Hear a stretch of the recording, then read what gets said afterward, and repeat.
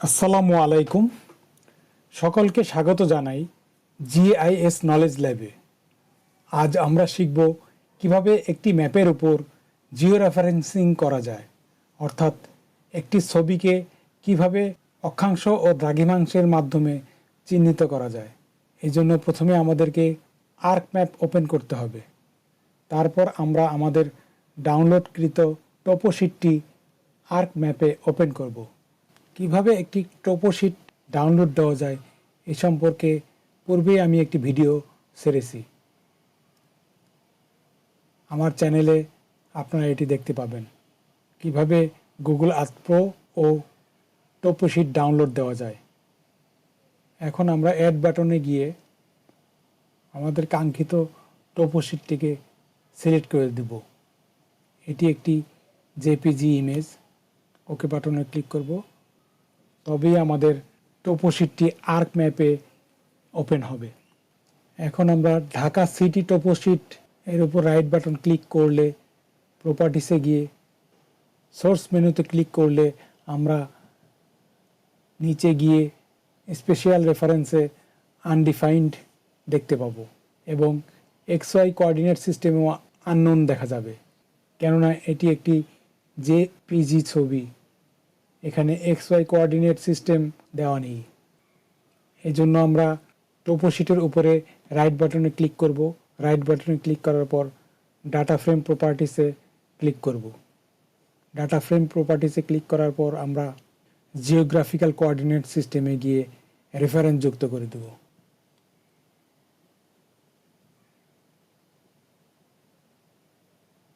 WGS 1984 যুক্ত করে দেওয়ার পর আমরা অ্যাপ্লাই এবং ওকে করে দেব।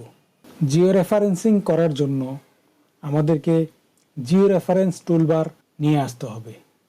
এজন্য আমাদেরকে কাস্টমাইজ মেনুবারে গিয়ে টুলবারে ক্লিক করার পর আমাদের জিও রেফারেন্সিংয়ে ক্লিক করতে হবে, তবেই এখানে জিও রেফারেন্সিং টুলবার প্রদর্শিত হবে। এখন আমাদেরকে উক্ত টোপোশিটের উপরে কমপক্ষে 4টি পয়েন্ট সিলেক্ট করে দিতে হবে। এই জন্য আমরা জুম ইন করে টোপোশিটকে বড় করে নিব। বড় করে নেওয়ার পর আমরা অ্যাড কন্ট্রোল পয়েন্টস এ ক্লিক করে নির্দিষ্ট জায়গায় গিয়ে আমরা লেফট বাটনে ক্লিক করব এবং রাইট বাটনে ক্লিক করে আমরা input X and Y A click করব। এখানে আমাদের X অক্ষে দ্রাঘিমাংশ এবং Y অক্ষে অক্ষাংশ যুক্ত করব। এখানে X অক্ষে লংজিটিউড অর্থাৎ দ্রাঘিমাংশ 90 এবং Y অক্ষে ল্যাটিটিউড অর্থাৎ অক্ষাংশ 24 লিখে ওকে বাটনে ক্লিক করব। তবেই আমাদের উক্ত ম্যাপে একটি পয়েন্ট যুক্ত হবে। এভাবে আমরা 4টি কর্নারে 4টি বিন্দু যুক্ত করব। এই লক্ষ্যে আমরা ডান পাশের উপরিভাগে আরেকটি পয়েন্ট যুক্ত করব। এরপর আমরা বাম পাশে এসে চতুর্থ বিন্দুকে সংযুক্ত করব। এক্ষেত্রে লেফট ক্লিক করব এবং রাইট ক্লিক করে input X and Y A click করব।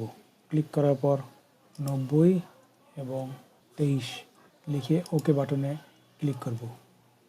ক্লিক করার পর ফুল এক্সটেনশনে ক্লিক করলে আপনারা দেখতে পাবেন বাম পাশে 1, ডান পাশে 2 এবং ডান পাশে নিচে 3 এবং বাম পাশে 4, অর্থাৎ 4টি বিন্দুকে আমরা সিলেক্ট করেছি।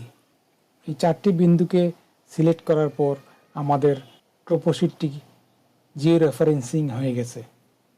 এইভাবে 4টি বিন্দুতে স্থানাঙ্ক দেওয়ার পর আমাদের এই টোপোশিটটিকে সেভ করতে হবে। এই জন্য আমাদেরকে জিও রেফারেন্সিংয়ে ক্লিক করতে হবে। জিও রেফারেন্সিংয়ে ক্লিক করলে আপডেট জিও রেফারেন্সিং এবং রেকটিফাই নামে 2টি অপশন আসবে। আমরা যদি আপডেট জিও রেফারেন্সিংয়ে সিলেক্ট করি তবে এই কারেন্ট টোপোশিটের উপরেই এটি সেভ হবে। তো আমরা দ্বিতীয় অপশন যেটি আছে রেকটিফাই, আমরা রেকটিফাইয়ে ক্লিক করব।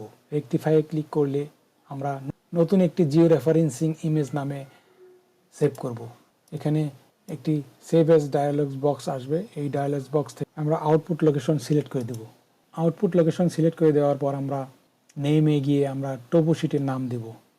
টোপোশিটের নাম দেব আমরা ঢাকা টোপোশিট টিপ ফাইল ফরম্যাটে আমরা টিপ সিলেকশন করে দেব এবং সেভ বাটনে ক্লিক করলেই আমাদের কাঙ্ক্ষিত টিপ ফরম্যাটে জিও রেফারেন্সিং সহ নতুন একটি ফাইল সেভ হয়ে যাবে। এখন আমরা সেভকৃত নতুন ফাইলটিকে ওপেন করব।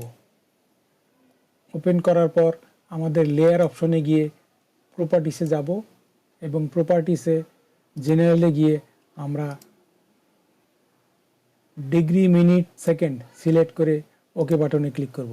ওকে বাটনে ক্লিক করার পর আমরা দেখতে পাবো আমাদের এই শীটটি যেহেতু জিও রেফারেন্সিং করা, আমরা যে কোনো জায়গায় ক্লিক করলে আমাদের নিচে দেখা যাবে এই জিও রেফারেন্সিংয়ে ডিগ্রি, মিনিট এবং সেকেন্ড হিসেবে অক্ষাংশ এবং দ্রাঘিমাংশ।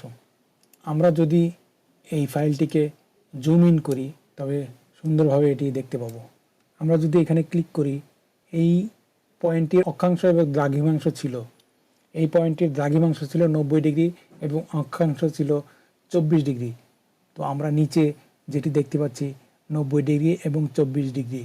তো এইভাবে আমরা যেখানে ক্লিক করি না কেন আমাদের জিও রেফারেন্সিংকৃত ফাইলটি এখানে দেখতে পাবো।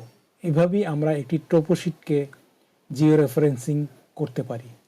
ধন্যবাদ সবাইকে এই ভিডিও দেখার জন্য। এই ভিডিওটি যদি আপনাদের ভালো লাগে তবে সকলকে শেয়ার করার জন্য অনুরোধ করছি এবং অবশ্যই আমার চ্যানেলটিকে সাবস্ক্রাইব করতে ভুল করবেন না।